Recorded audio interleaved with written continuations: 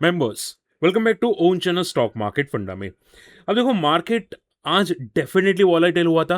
आप देखोगे नेस्डेक आज 2% गिरा है, यानी कि चांसेस तो है कि हमारा मार्केट कल गिर सकता है। एंड देखो, आज एक बहुत बड़ा ट्विस्ट बताना चाहूंगा, ध्यान से सुनना। सी, आप लोग बहुत सारे बोलते हैं कि सर मैं आईपीओ अप्लाई करता, मुझे अलर्ट नहीं होते, और जो अलर्ट होते वो लिस्टिंग नहीं देते। देखो, एक आईपीओ ऐसा है जो मुझे एक सर ने कमेंट किया था, वो नाम है तेजा इंजीनियरिंग। ध्यान से सुनना, इंपॉर्टेंट है। देखो, ये तेजा इंजीनियरिंग जो आईपीओ था ना, उसका ग्रे मार्केट था सिर्फ 16% का। कितना? 16% ओनली। और रिटेल सब्सक्रिप्शन तो ना के बराबर हुआ था, यानी कि अगर आप अप्लाई करते तो रिटेल में आपको सभी सभी अलॉटमेंट मिल जाते हैं। जैसे देखो, यहाँ पे रिटेल का सब्सक्रिप्शन था सिर्फ 0.32, यानी कि आप हर बंदा अप्लाई करता तो मिल जाता। अब क्वेश्चन आते कि सर मिल जाता तो क्या फर्क पड़ता, ये स्टॉक तो यहाँ पे नेगेटिव लिस्टिंग इन अनुमान थे। नहीं मेरे भाई, देखो, हम लोग बोल सकते हैं कि 16% का लिस्टिंग इन था या इससे कम हो सकता था, ठीक है। बट पता है इसने ट्विस्ट क्या दिया?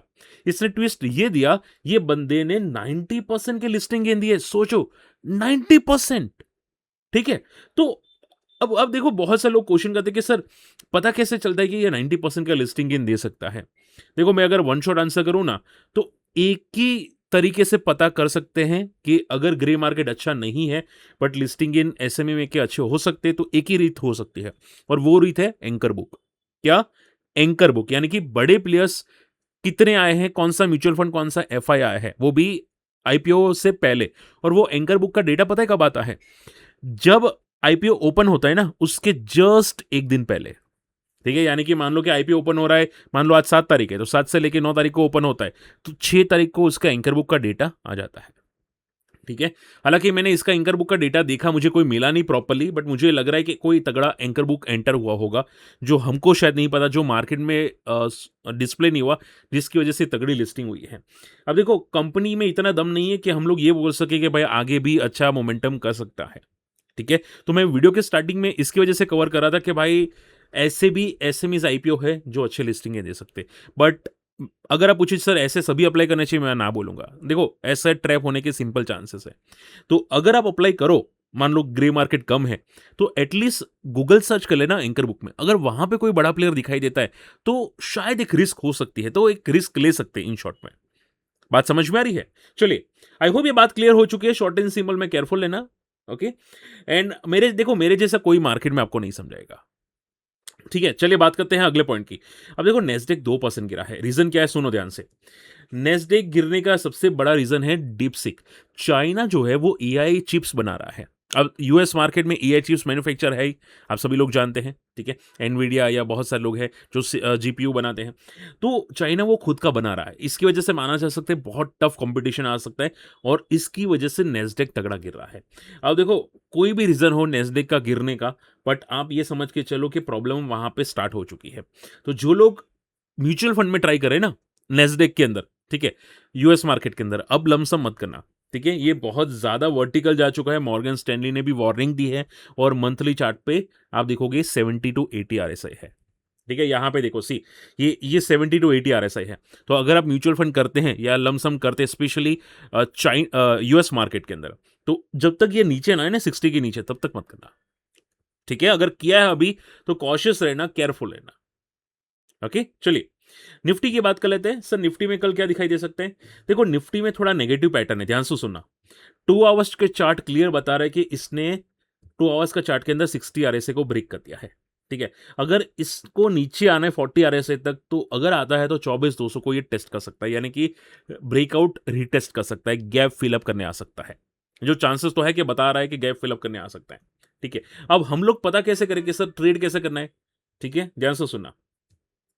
देखो, मार्केट का ट्रेंड लास्ट आवर में बहुत तगड़ा फॉल हुआ था, ठीक है। अब मार्केट को ऊपर जाना है ना, तो ये लेवल जो जहां से फॉल हुआ, 24,480 के आसपास, 24,475, 480, इसके ऊपर अगर गैप अप ओपन होता है इसके ऊपर, तो ये शॉर्ट कवरिंग कर लेगा, तो फिर 24,500, 24,600 आराम से चला जाएगा, 24,500, 24,600 चला जाएगा। पर इसके ऊपर जाना होगा तो शॉर्ट कवरिंग आएगी, ठीक है। अब चांसेस यही बनते कि अगर इतना भी गैप अप ओपन होता है तो भी फॉल करेगा, स्टेबल ओपन होता है तो भी फॉल करने के चांसेस है, और बहुत ज्यादा गैप डाउन ओपन हुआ तो नीचे सपोर्ट ले लेगा। और बहुत ज्यादा गैप डाउन यानी कि 24,250, 24,200 वहां पे एक सपोर्ट है, ठीक है। 24,200 के आसपास, 24,180 के आसपास सपोर्ट है, ठीक है? तो आपको क्या करना है, स्टेबल ओपन होता है, wait for the price actions, day low break करता है, ब्रेकडाउन हो सकता है 24,200 की तरफ जा सकता है। ठीक है? इवन आज का लो भी टूटता है 24,350 के आसपास, तो भी मार्केट में एक फॉल आ सकता है। ठीक है? तो stable to slide gap down के अंदर प्राइस एक्शन का वेट करना, चांसेस तो यही है कि प्राइस एक्शन नीचे की तरफ बनेगा। ठीक है? चांसेस बोलूँगा, 100% नहीं बोलूँगा, कोई गारंटी नहीं होती मार्केट के अंदर। ठीक है? और ये सिर्फ ट्रेडर्स के लिए है, रिटेल के लिए पैनिक मत करना, क्योंकि मार्केट अभी भी पॉजिटिव ट्रेंड में, ये बस सपोर्ट लेने जा रहा है और कुछ नहीं।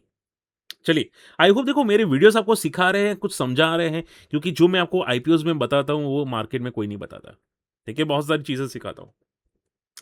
अच्छा, मुझे ये कंपनी बताओ, ये कंपनी कौन-सी है? जस्ट अ सेकंड, कहाँ पे गया? ये वाली कंपनी। ओके, देखो कोई रिकमेंडेशन नहीं है, चार्ट्स पढ़ना सिखा रहा हूँ और सुनना ज़रूर, क्योंकि ये बहुत इंपॉर्टेंट है। अब ये कंपनी स्टार्टअप कंपनीज़ है, ठीक है? स्टार्टअप एजुकेशन रिलेटेड है। आई एम श्योर आप समझ चुके होंगे कि कौन सी स्टार्टअप है जो एजुकेशन रिलेटेड लिस्ट हुई थी, ठीक है? अभी जो एजुकेशन वर्सेस मीडिया का बबल हुआ था ना, वो सर कौन से थे? खान सर, उनके सेम कॉम्पिटिटर का ही एप्लीकेशन है, कंपनी है। अगर आप बात करोगे तो इसने देखो लाइफ़हाई के आस-पास ये, यानी कि लिस्टिंग के आस-पास ये जाने की कोशिश कर रहा है। अब ध्यान से सुनना, चांसेस तो पूरे हैं कि ये लिस्टिंग के हाई को टेस्ट कर लेगा, क्रॉस कर लेगा। ठीक है? एक बात याद रखना कि सर क्या ये रिकवरी हम लोग कैप्चर कर सकते थे? Answer is no. देखो ये जो स्टॉक क्रैश हुआ था ना, ये एक्सपेक्टेड था। पहले ही बताया था कि स्टार्टअप कंपनी सभी लिस्ट होती है, फॉल करती है। अब यहाँ से पुल बैक था, एक्सपेक्टेड था, फॉल हुआ, यहाँ से अब छोटा पुल बैक करके फॉल करना चाहिए था। तो इसने क्या किया, यहाँ पे जो इसने बेस बनाया था, उसको रेजिस्टेंस लिया, फॉल किया, उसको ब्रेकआउट किया। यहाँ पे भी आप देखोगे इसने बहुत कंसोलिडेशन किया था, ये दिख रहे हैं, ठीक है?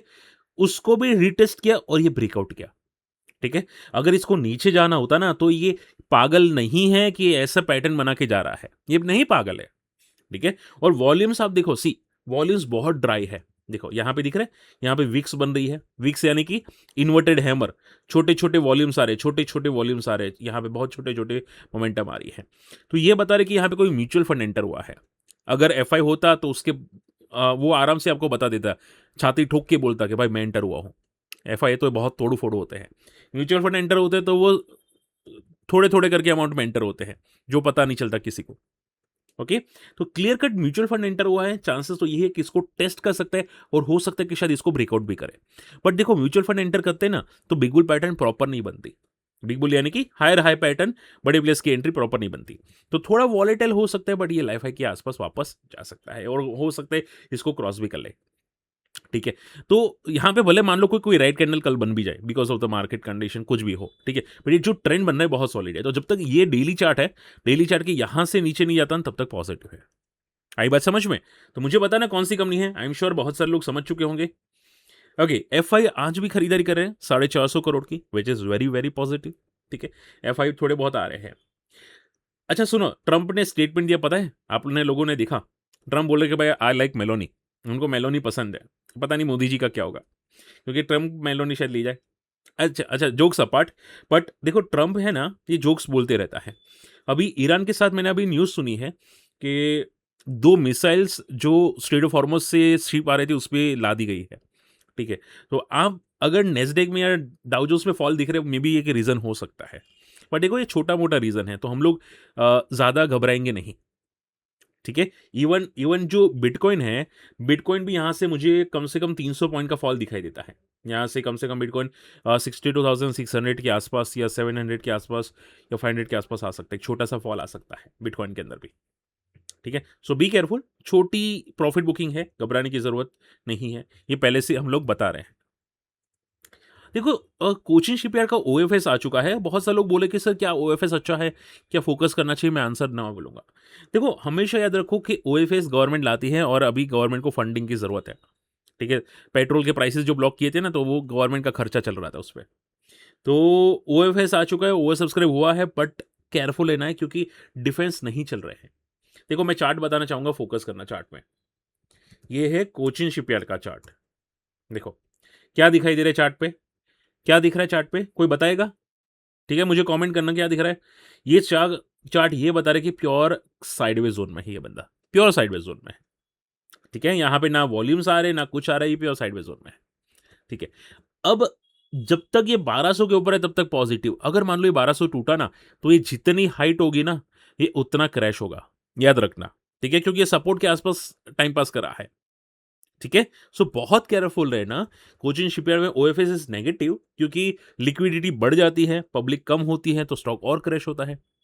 ठीक है, सो बी केयरफुल, सपोर्ट इंपॉर्टेंट है, याद रखना। पावर इंडिया की बात करते हैं। देखो, पावर इंडिया में बहुत तगड़ा इन्वेस्टमेंट करा है। अब देखो, एक सर ने मुझे क्वेश्चन पूछा था कि सर कोई अच्छी कंपनी बताओ। देखो रिकमेंडेशन नहीं कर सकता, बट ध्यान से समझो। हमेशा ऐसी कंपनी चूज करो जो तगड़ा एक्सपांशन करी है, तगड़े एक्सपांशन करी है। ठीक है, वो आज नहीं तो कल पॉजिटिव होगी। जैसे कि पावर इंडिया बोल रहा है कि भाई हम लोग 1000 करोड़ इन्वेस्टमेंट करने वाले हैं, कहाँ पे, तमिलनाडु के अंदर। ठीक है, तो शॉर्ट एंड सिंपल में ये जो एक्सपेंशंस करेगा, वहाँ पे मैन्युफैक्चरिंग फैसिलिटी डालेगा, ये बहुत अच्छी बात होगी।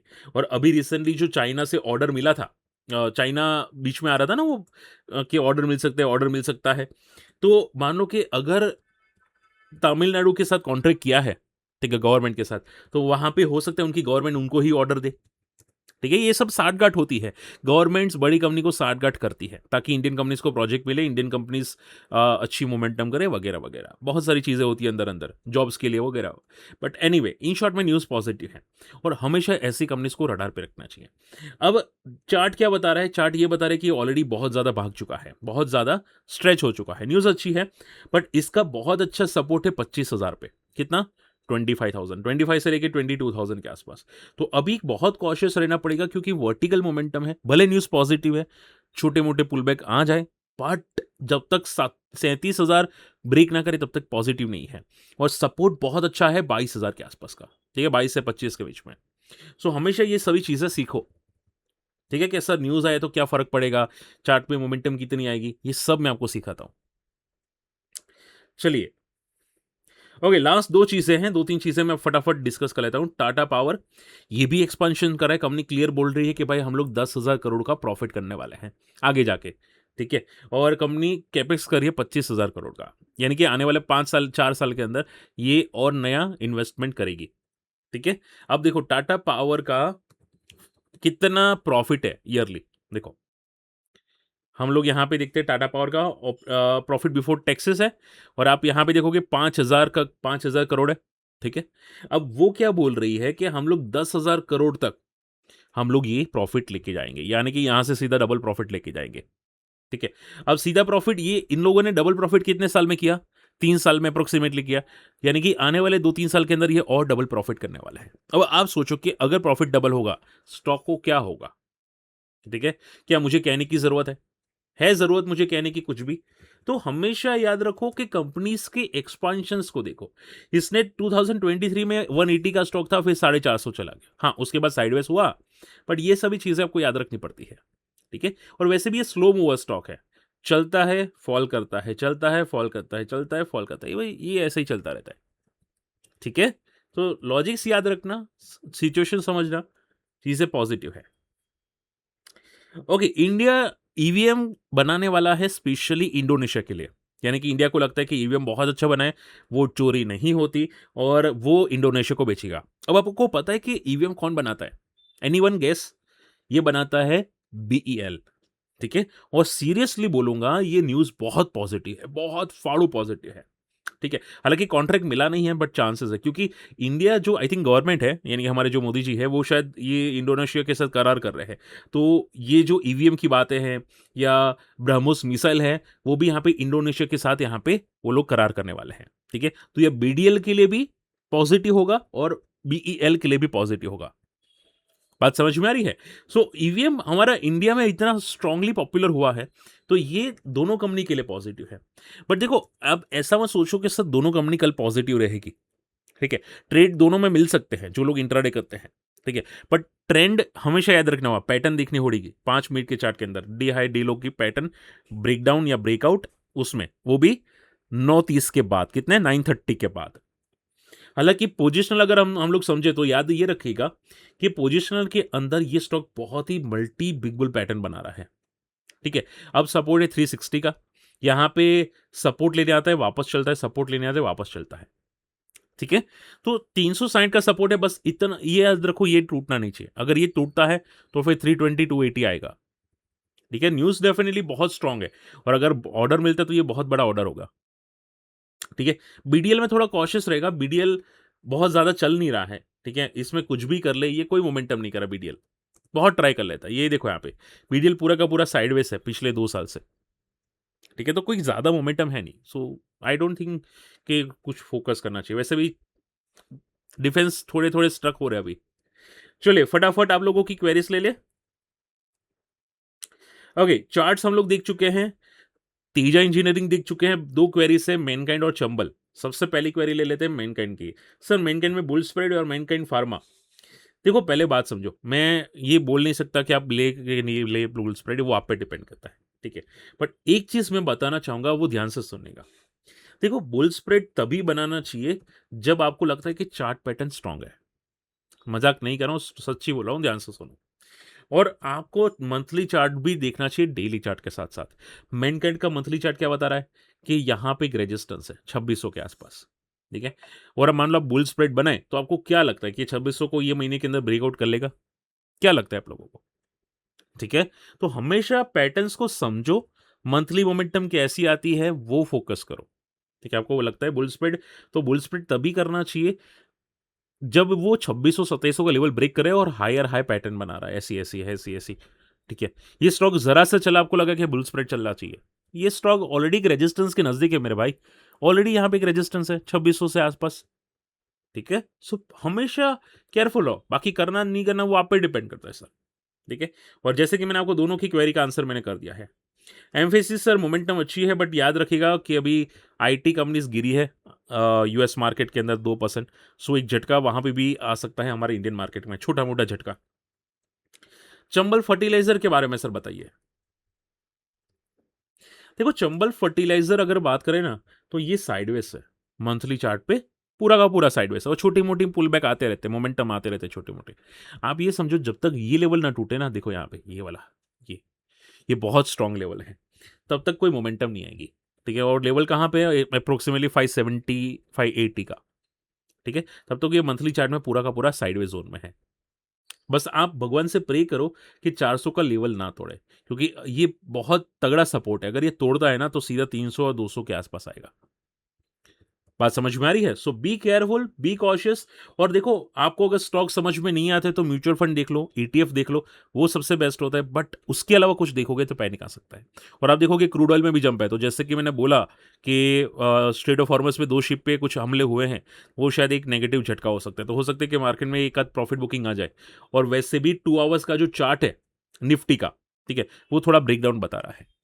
Clear? So be careful, temporary fall है, घबराने की जरूरत नहीं है, मार्केट में सपोर्ट है वैसे। और अगर हमारी कम्युनिटी में आना चाहते हैं, हमारे लिंक से अकाउंट ओपन कर लेना, बहुत सारी चीज़ें सिखाते रहते हैं वहाँ पे भी। और हमारे फ्री स्क्रीनर्स है वो भी शेयर कर देंगे। बाकी फ्री टेलीग्राम चैनल को भी ज्वाइन कर लेना, यहाँ पे भी अपडेट करते रहते हैं। मिलते हैं अगले वीडियो में। बाय।